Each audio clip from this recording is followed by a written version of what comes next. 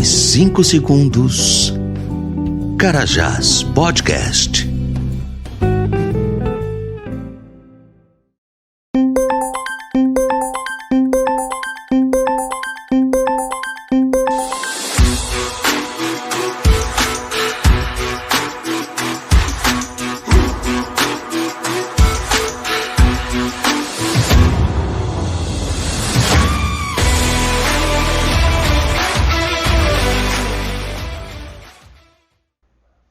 Amigos do Carajás Podcast, o seu episódio número 13 já está no ar e o programa de hoje tem uma entrevista emocionante com a dona Wilma Lemos, mãe da Deise Diana Souza e Silva. A gente vai falar desse caso emblemático que comoveu toda a cidade de Parauapebas, não só Parauapebas, como também todo o estado do Pará. A gente vai relembrar esse caso que aconteceu mais exatamente no dia 31 de março de 2019.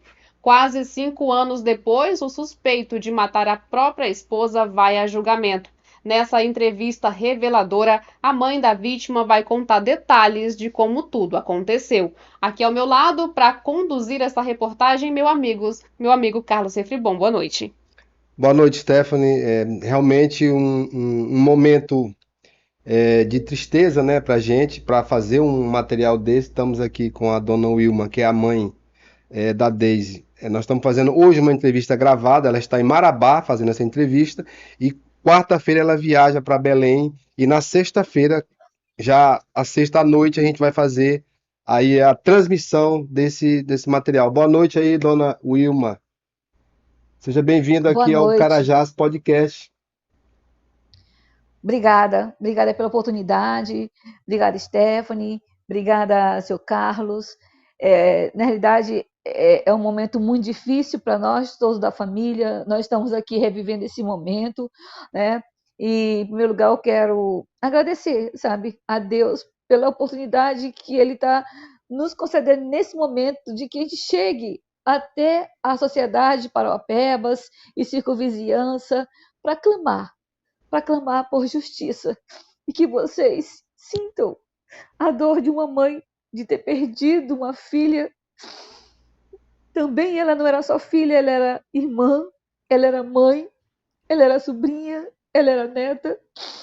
E quantas outras mulheres já foram ceifadas suas vidas por causa desse machismo que impera na nossa região. E aqui nós estamos mais uma vez pedindo justiça, porque não é fácil, sabe? Vamos fazer 5 anos e nós estamos lutando por justiça. E você sabe que o judiciário e a lei em si, ela ajuda a protelar, né, o julgamento com recursos e mais recursos. E vai chegar sim o momento dele ser julgado. O nosso desejo era que ele fosse julgado em Parauapebas, porque foi aí que aconteceu tudo. Foi aí que eu recebi a notícia de que minha filha estava morta. Foi aí que tudo aconteceu. Mas eu sei que a justiça de Deus ela não falha. E os homens sim farão justiça. E um clamor de uma mãe por uma filha que se foi que não era o momento dela ir. Ela tinha apenas 35 anos de idade. Na flor, né, da vida, com um filho para criar de 4 anos. E esse monstro, para mim, ele é um monstro, porque ele não só matou a minha filha, mas apesar de ter matado a minha filha, ele ainda lançou ela do 2º andar. E não só isso, ainda contou para o meu neto que ela tinha fugido de casa, que ela tinha ido embora, abandonado o filho dela. Que crueldade, meu Deus, que crueldade. E vocês, junto comigo, Parauapebas, sofreram comigo. Eu sei que vocês sofreram comigo, porque vocês foram à rua comigo pedir justiça por Deise. Um grupo de mulheres daí, chamada Girassol, se juntou até mim. E a partir do grupo Girassol, nós saímos às ruas com outras mulheres pedindo justiça Vieram gente de todo lugar, via de Marabá. O Conselho da Mulher de Marabá estava presente. Foi ônibus e mais ônibus, e fizemos uma caminhada pedindo justiça, não só por Daisy, mas também o caso da Karine, né, que também estava aí no momento sendo clamado justiça, e logo em seguida da morte da Daisy teve uma outra moça que morreu. Gente, nós não podemos deixar com que esses homens vândalos, cruéis, sanguinários, acabem com nossas mulheres. Gente, ele não está matando só uma mulher, ele está matando uma família. Ele está matando filhos que ficam órfãos de mãe. E para nós isso é horrível. Por isso que nós clamamos a justiça que seja feita, porque esse tipo de homem, eles não param. Se não tiver um freio, se não tiver uma punidade severa com eles, eles não param. Sabe por quê? Porque muitos têm feito. E a justiça se fecha para esses casos. E aí a impunidade continua. Por a impunidade estar presente, eles continuam fazendo. Tem que haver um freio. E eles precisam pagar pelos atos que eles cometeram. Inclusive, Jorge dos Santos Samaritano. Que ele não era só um ato que ele praticou com a minha filha, tinha outras mulheres que também já sofreram na mão desse homem. Mulheres que já chegaram para mim e dizer: eu não posso revelar. Me mandaram mensagem: eu não posso revelar. Porque ele pode fazer pior do que fez com sua filha, porque sua filha, a gente descobrimos que era ele o assassino. E quem vai dizer? Quem vai falar? Então ele coage as pessoas. Esse tipo de homem, eles coagem, eles têm poder de dominação sobre as pessoas, eles são maquiavélicos, sabe? Eles trabalham com o psicológico das pessoas. Ele trabalhou com o psicológico da minha filha. Quantas vezes minha filha tentou se desvencilhar dele com a ação na justiça, com medidas protetivas, e foram 3 medidas protetivas, sabe? E ele vinha, insistia. Trabalhava com o emocional dela, com a questão do filho, porque ela amava tanto esse filho, sabe? Ela fez tudo por esse filho. Não é fácil. Não é fácil. Estamos aqui mais uma vez, relembrando para a sociedade de Parauapebas e circunvizinhança, e para o mundo, porque já recebemos ligações da Alemanha, de Portugal, pedindo justiça pela minha filha. E eu creio que a justiça será feita. Parauapebas, ajude com que outras mulheres jamais cheguem a ser ceifadas por causa de homens. Porque nós somos mulheres, jamais. Ajudem, denunciem, falem. Nós temos a mídia a nosso favor para denunciar. Nós temos os meios de comunicação que está aí aberto para nós falarmos. Não se calem, falem. Nos ajude a fazer justiça por Daisy. Quem puder ir a Belém no dia 20, além de nos ajudar, vai. Quem não puder, no Face, coloque para que o judiciário saiba que esse caso e os outros casos não podem mais ficar impunes. Que temos que lutar. Justiça por todas as mulheres. E nesse momento, justiça por Daisy. Não é fácil. Não é fácil. Eu todos os dias recebi ligação da minha filha. Há 5 anos eu não recebo ligação da minha filha. Porque ele ceifou, ele tirou o que eu tinha de precioso, que são minhas filhas, que Deus me deu, 3 filhas. E ele arrancou das minhas entranhas a minha filha. Tirou ela de mim de forma tão cruel que eu não pude nem vê-la no caixão. Eu não pude vê-la. Porque não me deixaram, porque ela estava toda deformada. Eu não pude abraçá-la, eu não pude beijá-la. fácil. Não é fácil, Stephanie. Não é fácil, seu Carlos. Mas eu tô aqui. É um apelo que uma mãe faz. Que eu imagino que outras mães que também estão sofrendo essa mesma dor que eu estou sofrendo clamaram por justiça. Ajude com que a justiça seja feita. Nos ajude.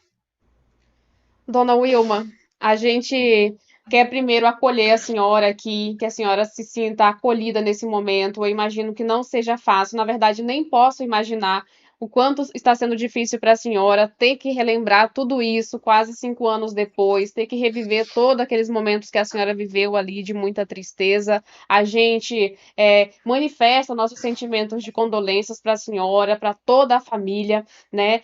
Deixando bem claro que a senhora fique muito à vontade aqui, porque não é um assunto fácil. A gente entende que a senhora está vindo a público para pedir por justiça. Importante deixar claro que o principal suspeito, né, desse assassinato cruel é apontado, né, como o marido da vítima, o Diógenes dos Santos Samaritano. Ele vai a julgamento no próximo dia 20. O julgamento que aconteceria aqui em Parauapebas foi transferido para Belém a pedido da defesa. Eu quero saber da senhora, dona Wilma, como a senhora recebeu a notícia da defesa dele sobre a mudança do julgamento.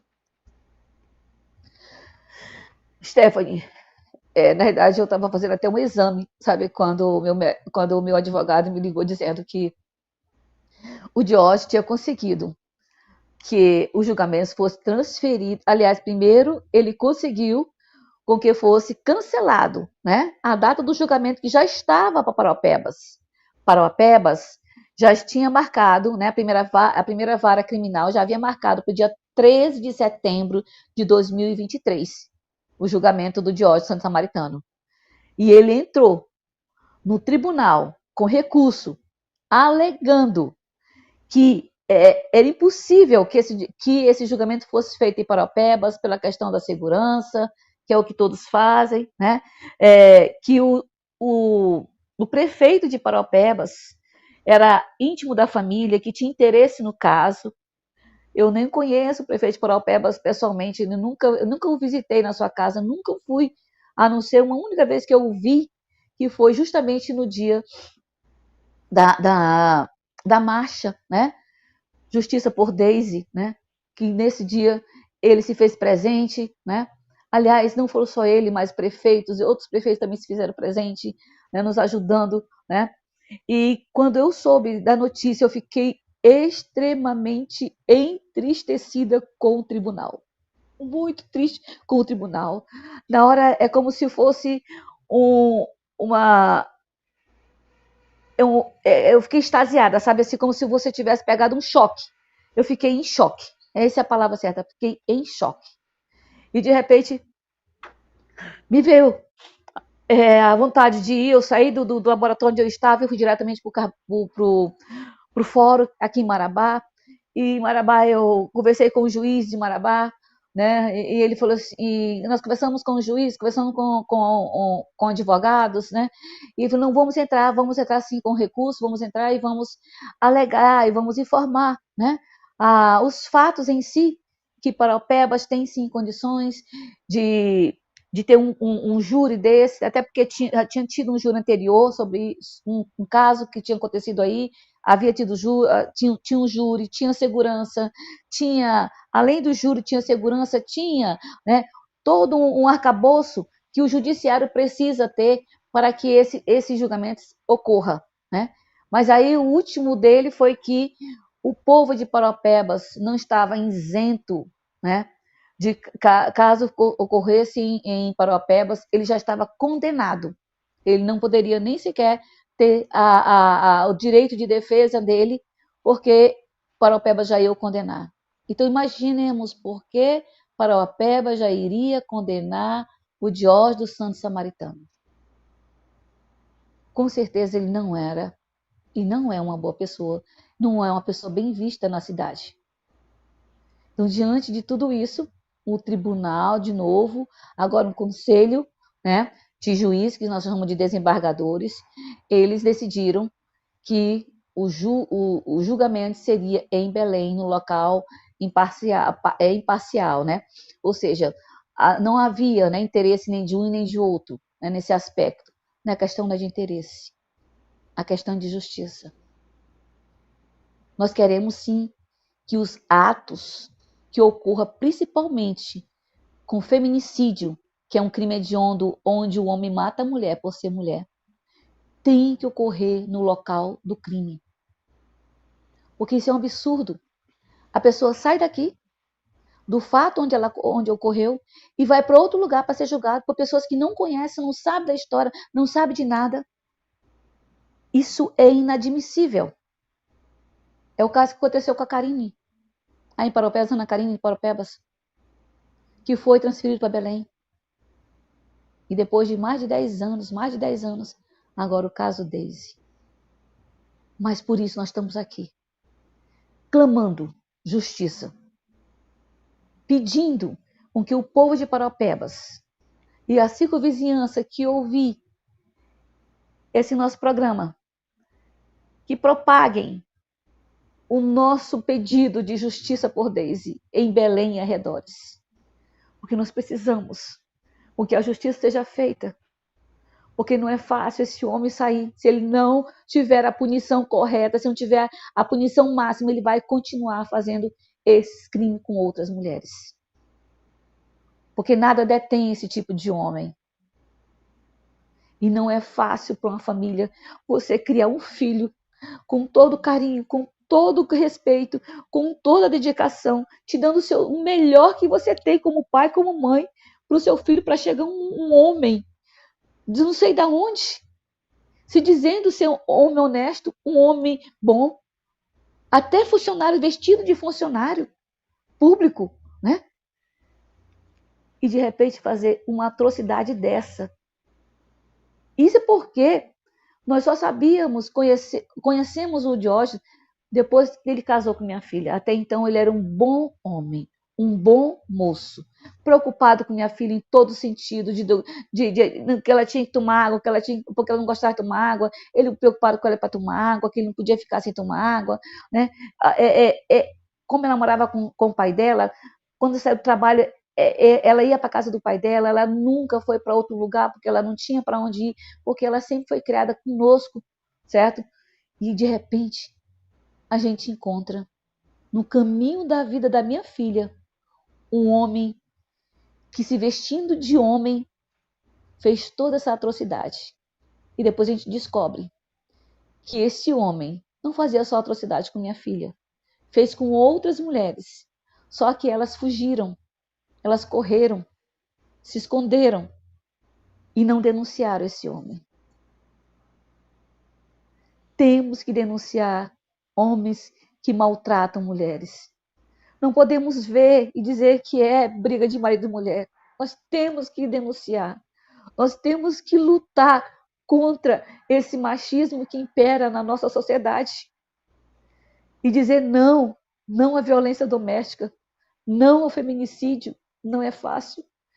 E eu vejo, Stephanie, eu vejo o seu Carlos, vocês são um canal que está abrindo as portas para a nossa família, para pedir justiça e dizer não ao feminicídio, não à impunidade, que seja punido com a máxima pena os que praticaram crime de feminicídio. Ainda mais quando se pratica crime de feminicídio na frente de filhos. Não é fácil. Por isso nós estamos aqui clamando para que não ocorra com outras mulheres, que a justiça seja feita. Dona... Pode falar. Dona Wilma, voltando aqui, quando a sua filha ainda estava em vida,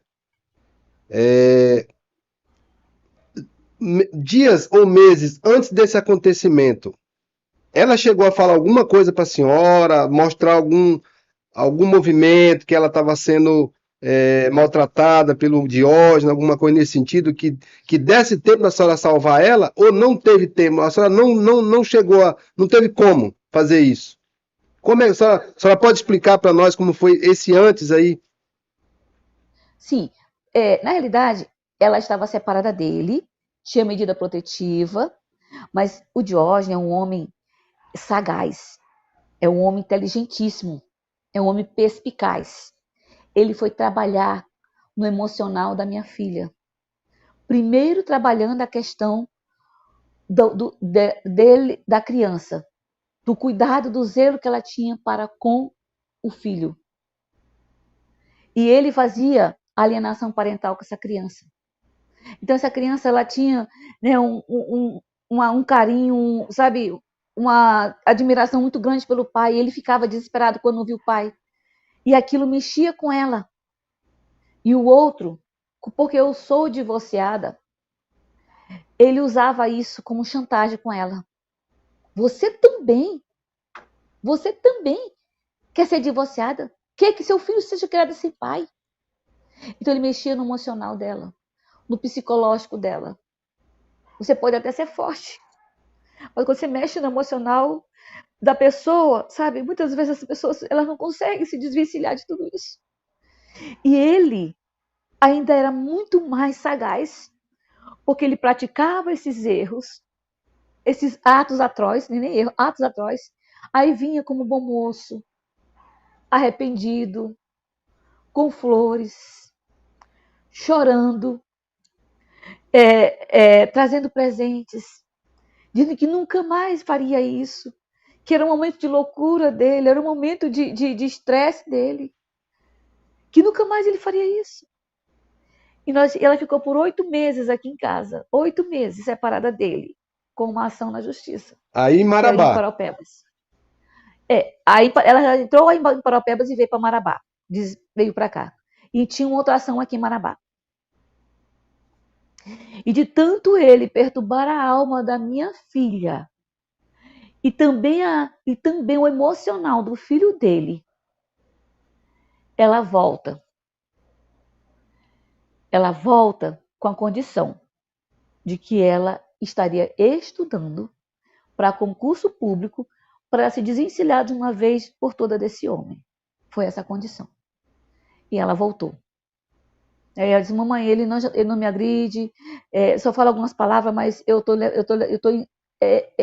deixando, né, não estou escutando porque eu quero, mamãe, ter condições de segurança para dar para o meu filho. E assim que eu tiver, eu vou me embora. E ela fez o primeiro concurso, que foi para o Detran, e ele ficava humilhando ela. Ela não conseguiu a classificação. Ela fez para Marabá. Ela passou e conseguiu a classificação. E ele sabia que ela vinha embora. Ela já estava feliz porque ela disse, mamãe, eu agora vou voltar. E vou dar o que eu tenho de dignidade para o meu filho.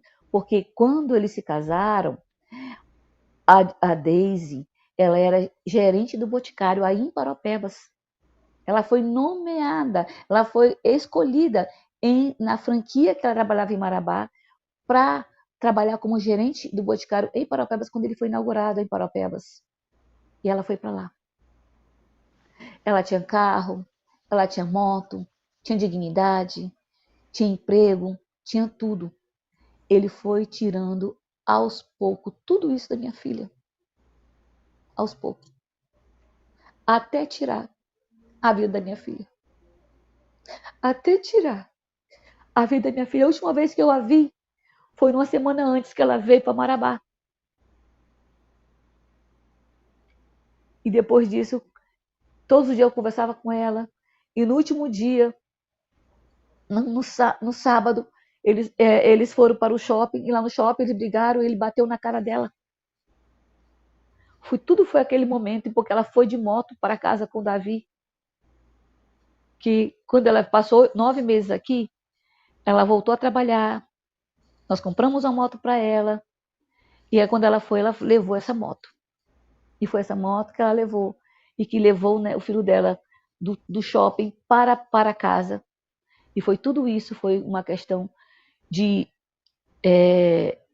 momentos, né? De um intervalo, de uma briga para chegar em casa, ele enlouquecido. Porque tudo tinha que ser de acordo com a vontade dele. Ele era o alfa. Ele disse, eu sou o alfa. Eu é que mando aqui. Tudo tinha que estar de acordo com a vontade dele. E todos os relacionamentos dele, as pessoas diziam isso, que ele fazia isso. Que ele que mandava, tinha que estar de acordo com a vontade dele. E ela já estava se desvencilhando dele. E E essa ele, semana que ela passou ligando para a senhora, é, ela estava relatando para a senhora alguma coisa nesse sentido que ele estava agressivo com ela ou não? Essa semana que a senhora viu ela e depois passou uma semana conversando, a última semana. Ela falava para a senhora, sim, por que que eu estou perguntando isso para a senhora? Que é para outras mães se atentar para isso, ouvir a senhora sim, falar, para ver se a gente sim, auxilia outras mães sim, a não deixar acontecer. sim. Na realidade, ela me ligava todos os dias, a gente se falava. Minha filha, como é que ele tá? Não, mãe, ele tá assim. Ele hoje não veio almoçar, ele queria que eu almoçasse, eu fiz almoço para ele, quando eu chegou na hora ele não apareceu, ele não veio. Depois, no outro dia, ele disse que não vinha, aí veio. Então, ele ficava esculhambando com ela, brigando com ela na frente da criança. Qualquer coisa era motivo para ele brigar. Se o Davi não comesse, que é o meu neto, não comesse, né, ele brigava. Se ela colocasse ele para comer, ele brigava. Ele procurava um motivo para brigar com ela. E ela disse, mãe, eu já estou indo embora. Eu já não aguento mais ficar aqui. Então eu já sabia que logo, uma semana, daqui a 2 semanas no máximo, ela já estaria aqui comigo. Ela chegou a falar para ele que ia embora? A Ele senhora sabe sabia se que ela ela vinha falou para embora. ele? Falou. Ela sabe. Ele sabia que ela vinha embora. Ele sabia que ela tinha passado no concurso em Marabá. Dona E ela Wilma, tinha dito para ele que voltando ela vinha ainda embora. para aquela noite onde tudo aconteceu, conforme a senhora falou, inclusive em outras entrevistas, que aquela noite foi um desfecho de uma situação de agressão que tinha começado horas antes no shopping. Inclusive, ela tinha sofrido agressões na presença de outras pessoas que se omitiram prestar socorro. Depois que tudo aquilo aconteceu, ele ainda jogou ela da janela do apartamento onde eles moravam, para tentar simular uma situação ali que depois foi comprovada que não existiu.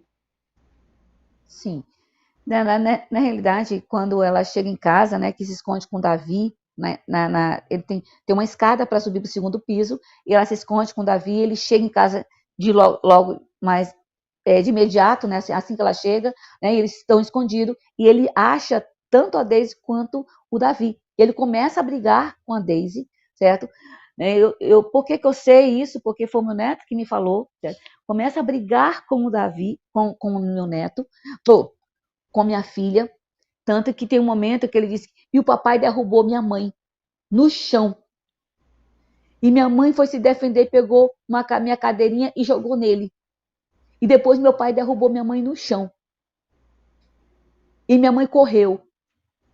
Então, assim, imagina um homem de quase 1,90 m e uma mulher de 1,60 m, pesando 47 quilos, porque ela era bem magrinha. Imagina um homem desse, lutando com minha filha, e minha filha lutando para se desvencilhar. Essa semana, eu conversando com uma colega minha, disse, Wilma, a casa parecia uma casa de horror. Facas. Eu acho que ela guardou facas com medo dele fazer alguma coisa com ela, guardou facas debaixo do tapete. Né? Copos quebrados, sangue na parede.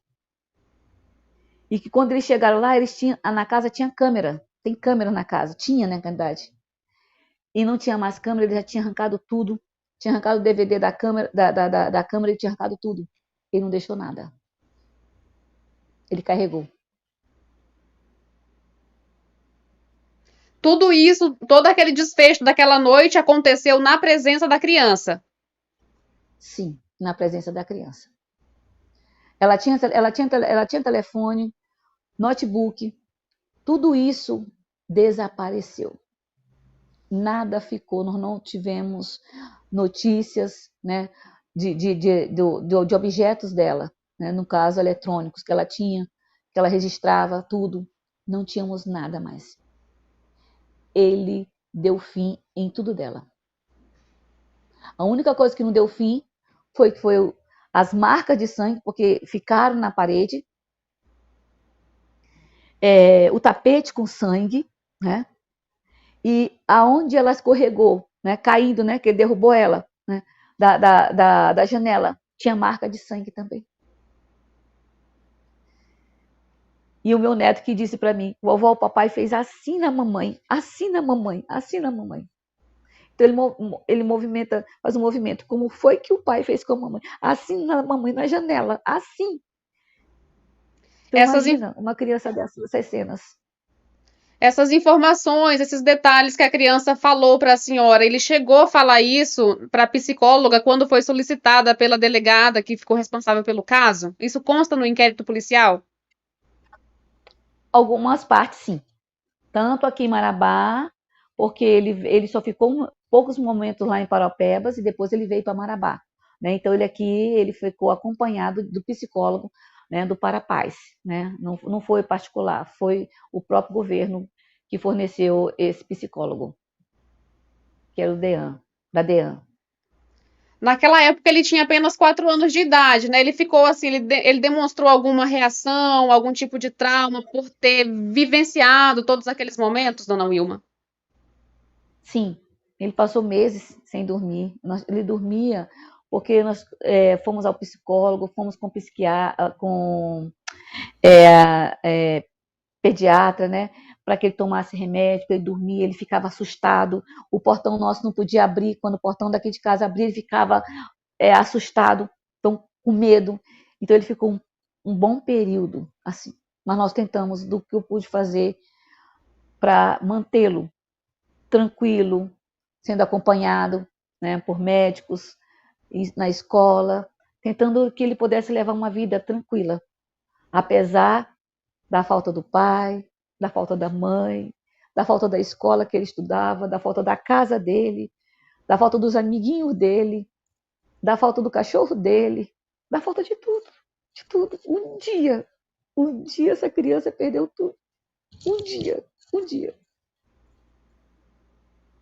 É uma situação realmente muito delicada. Numa entrevista anterior que eu fiz com a senhora, né, a senhora contou que recebeu a ligação, a princípio, né, com a informação de que a própria Daisy tinha se jogado pela janela, mas que a senhora não chegou de fato assim a acreditar naquela versão.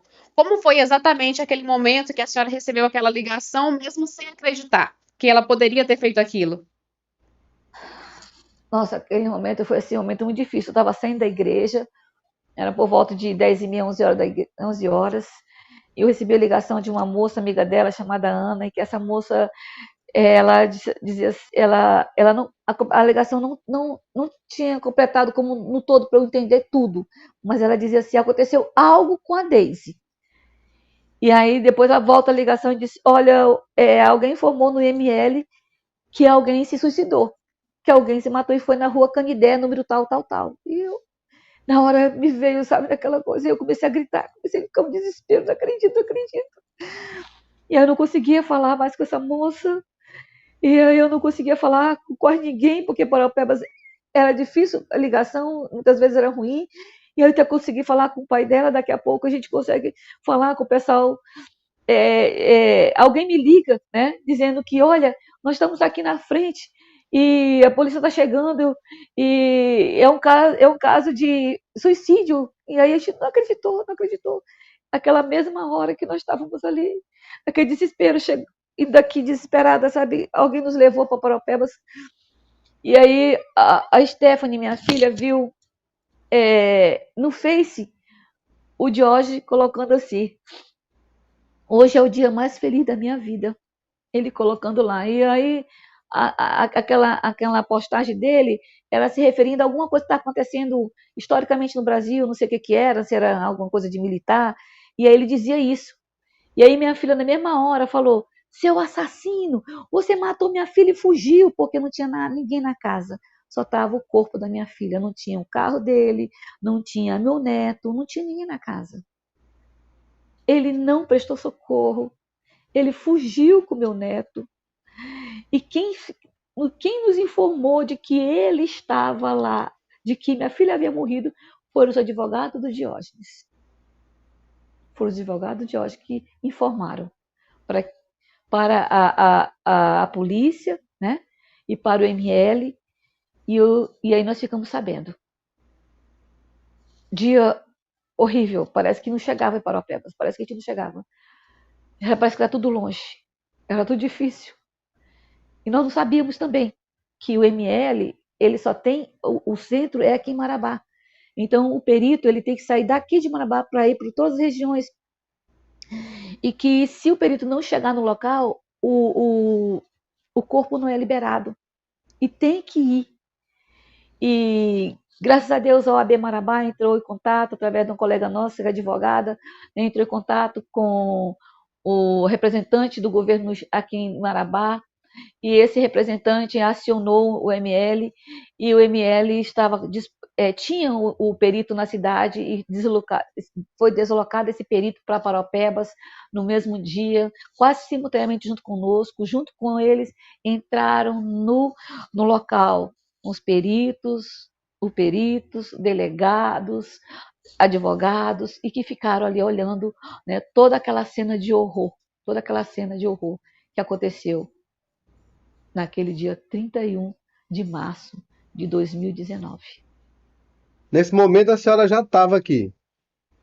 Já estava na porta, esperando o IML chegar, porque a polícia já estava lá, e também no encalce dele, porque ele não estava mais em Paropebas, ele havia fugido de Paropebas, ele não estava mais em Paropebas. Ele estava fugido, com o meu neto. Em que momento que a senhora conseguiu pegar a criança, né, já que ele tinha fugido com a criança, né, levando o menino, na época com 4 anos de idade, em que momento a senhora conseguiu pegar o seu neto de volta? A minha filha conhece uma moça que cuidou dele desde bebezinho, né? Ele estava na creche, ela trabalhava na creche, e aí aos finais de semana ficava na casa dessa senhora, certo? E aí era essa senhora que ajudava, ficava com o Davi, né? Na semana ele ficava na creche, final de semana que minha filha trabalhava no Boticário, ele ficava com essa senhora, certo? E então minha filha teve a ideia de ir na casa dessa senhora. E ela, chegando na casa, próxima à casa dessa senhora, ela reconheceu o carro do Diógenes e falou para a polícia que o carro do Diógenes estava ali numa ruazinha erma. E se estava ali, então provavelmente o meu neto deveria estar na casa dessa senhora. E aí, chegando lá, bateu na porta e realmente meu neto estava lá com uma menina, né?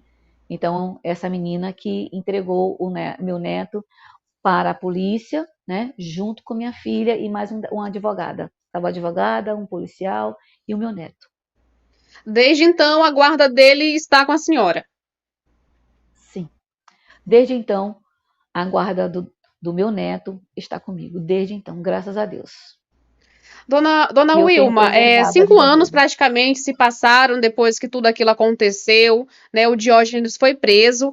Ele presta algum pagamento de pensão alimentícia, alguma coisa assim, porque a informação de que ele não perdeu o salário dele de agente de trânsito. Isso confere? Vergonhoso, mas confere. Vergonhoso, mas confere. Existe uma sentença que o condenou a 14 anos, mas ele continua recebendo um salário de agente de trânsito. Continua. E mais vergonhoso ainda é ele pedir na justiça que seja reduzido o salário, a pensão alimentícia do filho dele. Mais vergonhoso ainda. Ele não tem pena de ninguém. Ele não tem pena de ninguém. Ele só pensa nele. Realmente uma situação assim, né, Carlos Etribon, Ele entrou que na justiça para pedir para diminuir a pensão do menino? Sim. Nossa Senhora. já é uma Isso é o de situação, ordem né, São Samaritano. delicada. Enfim, a gente fica sem palavras para falar de tudo isso que aconteceu. A gente recebendo hoje aqui de forma virtual, pois a dona Wilma mora em Marabá, não teve condições de vir para essa entrevista pessoalmente. Ela já tinha vindo aqui em Parauapebas na semana passada para resolver algumas questões a respeito desse caso. Deu entrevistas para emissora de televisão, para emissora de rádio.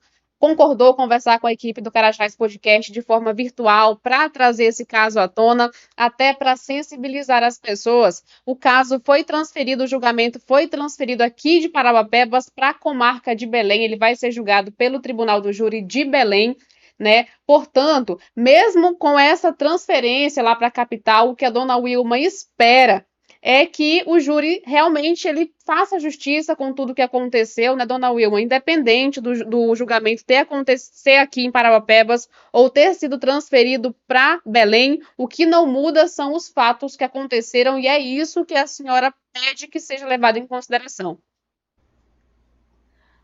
É isso que eu peço. Justiça por Daisy. Justiça por Daisy. E que a justiça não seja feita só para Daisy, mas para todas as mulheres que foram mortas por esses homens tão cruéis, que não mata só a mulher, mas também a família, os amigos, os parentes. Não é fácil. Nós estamos aqui lutando por justiça por Daisy. Nos ajude. Ore por nós. E que a justiça de Deus esteja nesse tribunal e que a justiça seja feita. E eu clamo que a justiça de Deus prevaleça. Tenho lutado e tenho clamado a Deus por justiça. Que a justiça seja feita. Em nome de Jesus eu peço. Justiça. Dona Wilma, a gente vem acompanhando todo esse caso desde que tudo aconteceu, né? Ficou-se um tempo sem tocar no assunto, porque ele foi transferido para Belém até como uma forma assim de abafar a situação, já que ele era muito conhecido aqui. Conforme a senhora mesma falou, ele chegou a ser condenado a 14 anos de prisão por usar o cargo de agente de trânsito para coagir as pessoas, apreender documentações de veículos e também carteiras de habilitação para exigir propina. Uma pessoa que já era conhecida aqui em Parauapebas por esse tipo de prática e também já tinha sido condenado por violência doméstica. Essa informação também confere que ele também já tinha sido condenado por agredir, inclusive, a sua própria filha. Sim, um dia antes da morte da minha filha, ele ficou sabendo de que ele tinha sido condenado. Daí talvez a revolta, daí talvez tudo isso, né, para provocar a morte, para provocar não, para fazer, né, uma barbaridade dessa, de ceifar a minha filha de forma tão bárbara, tão cruel, que eu não desejo para ninguém, para ninguém. É muita crueldade. É muita crueldade. Pode fechar, Stephanie.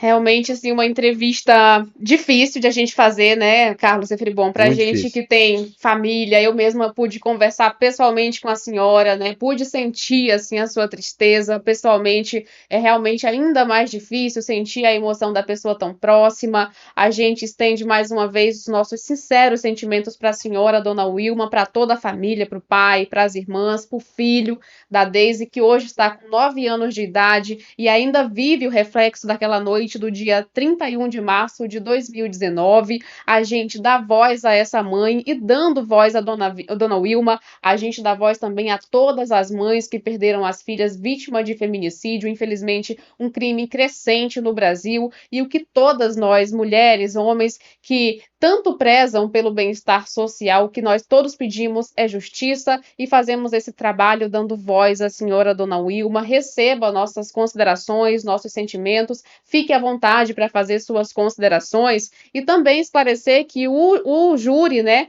popular vai ser transmitido ao vivo pela internet. Importante deixar essa informação clara, que mesmo o júri não sendo aqui em Parauapebas, mas que os moradores daqui vão poder acompanhar. Sim. Em primeiro lugar, eu quero agradecer a Carajás Podcast. Eu quero agradecer também ao seu Carlos, a Stephanie. Quero agradecer à sociedade de Parauapebas, que nos acolheu, que nos deu aconchego no momento mais difícil da nossa vida, da nossa família. Eu agradeço. E, acima de tudo, eu quero que Deus nos dê sabedoria e que abra a mente daqueles jurados que ali estarão ali, para que a justiça seja feita.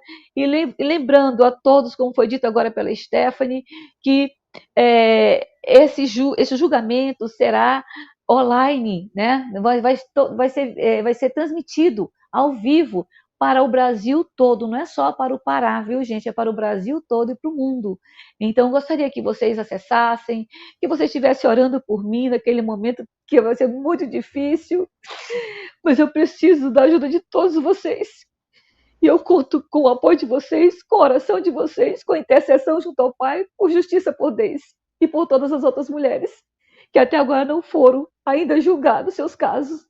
Justiça. Justiça por todas nós mulheres. Justiça por Daisy. Obrigada. Muito obrigada.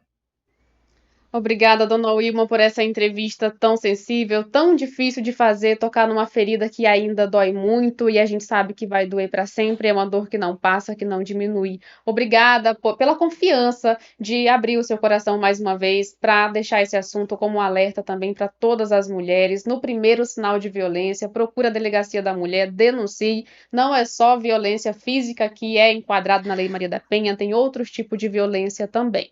Justiça por Daisy e justiça por todas as mulheres. Seu Carlos? Deixar aí, agradecer aí, viu, dona Wilma, a sua entrevista e dizer que nós estaremos aqui com o Carajás Podcast de portas abertas para a senhora, tá? Depois do julgamento, se a senhora quiser falar também, com certeza estaremos aqui. E que a justiça seja feita e que o samaritano seja condenado aí pela justiça máxima para poder pagar o crime que fez, da qual ele é o suspeito, tá? É isso. Sim, obrigada. Muito obrigada, seu Carlos. Muito obrigada. Muito obrigada por ter ficado com a gente nessa entrevista tão comovente. Temos um novo encontro marcado no próximo Carajás Podcast.